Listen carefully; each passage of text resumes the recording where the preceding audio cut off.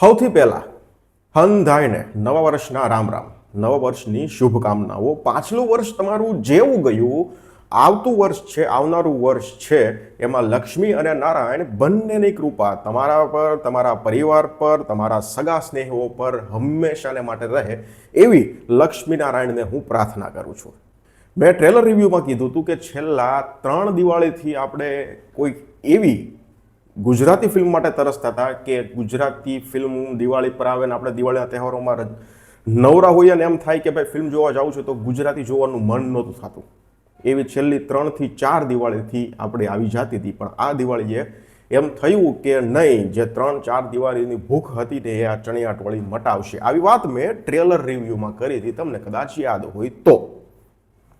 પહેલા દિવસનું box office collection હજુ ફાઇનલ આંકડો નથી આવ્યો, પણ એક અંદાજ આવી ગયો છે કે આટલું કલેક્શન થશે. એક અંદાજ છે, ફાઇનલ રિપોર્ટ છે ને બપોર પછી કદાચ આવશે, ત્યારે આપણે ડિટેલમાં ઓક્યુપન્સી, કયા શહેરમાં કેટલી ઓક્યુપન્સી, બધી વાત કરીશું. પણ મેં રિવ્યૂમાં ગઈકાલે કીધું હતું કે હું જે શોમાં ગયો એ શો આખો હાઉસફુલ હતો, મારી પાછળનો જે શો હતો એ પણ હાઉસફુલ હતો, અને 2-3 મિત્રોને પણ, રિવ્યુઅર મિત્રોને કોલ કરેલા, એણે પણ કીધું કે હાઉસફુલ શો હતા. એટલે ઓલમોસ્ટ હાઉસફુલ જેવી સ્થિતિ ગુજરાતમાં હતી તો ખરી જ.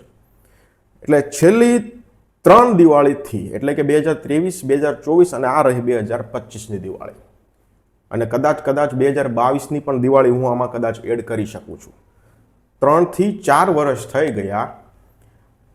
4 વર્ષમાં પહેલા દિવસનું કોઈ પણ ગુજરાતી ફિલ્મનું કલેક્શન આટલું નથી આવ્યું. ઇવન 3 જો હું વાત કરું ને, 3 તો એનું પણ કંઈક 1 કરોડ 10 લાખ 20 લાખ સમથિંગ હતું.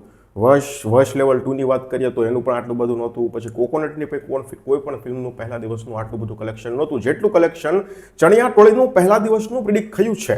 જે આંકડો મારી સામે આવ્યો છે, જોઈ સમજી જાણી અને તમે ચોંકી જશો કે છેલ્લા 3 થી 4 વર્ષમાં એક ગુજરાતી ફિલ્મ એવી નથી જેનું પહેલા દિવસનું કલેક્શન 1 કરોડ અને 60 લાખ રૂપિયા હોય. યસ, 1 કરોડ અને 60 લાખ રૂપિયાનો અત્યારે આંકડો સામે આવ્યો છે, પણ ફૂલ એન્ડ ફાઇનલ ફિગર બપોર પછી આપણા હાથમાં આવશે ત્યારે મારે ડિટેલ રિપોર્ટ બતાવવો છે.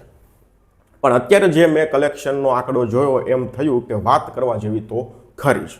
એટલે ફિલ્મ પણ એવી છે જે છેલ્લી 3 થી 4 દિવાળીથી આપણે રાહ જોઈ રહ્યા હતા કે કોઈ દિવાળીની રજાઓમાં ગુજરાતી ફિલ્મ જોવા જઈએ. 4 દિવાળી કોઈ ગઈ, અને બીજું કે કલેક્શન પણ છેલ્લા 3 થી 4 દિવસમાં કોઈ પણ ગુજરાતી ફિલ્મના પહેલા દિવસના આટલા નથી આવ્યા. 1 crore 20 lakh maximum collection I think રહ્યું છે. ઓલ ધ બેસ્ટ પંડ્યાનું પણ 1 કરોડ 12 લાખ સમથિંગ પહેલા દિવસનું રહ્યું છે. અત્યારે 1 કરોડ 60 લાખનો આંકડો અત્યારે દેખાડે છે.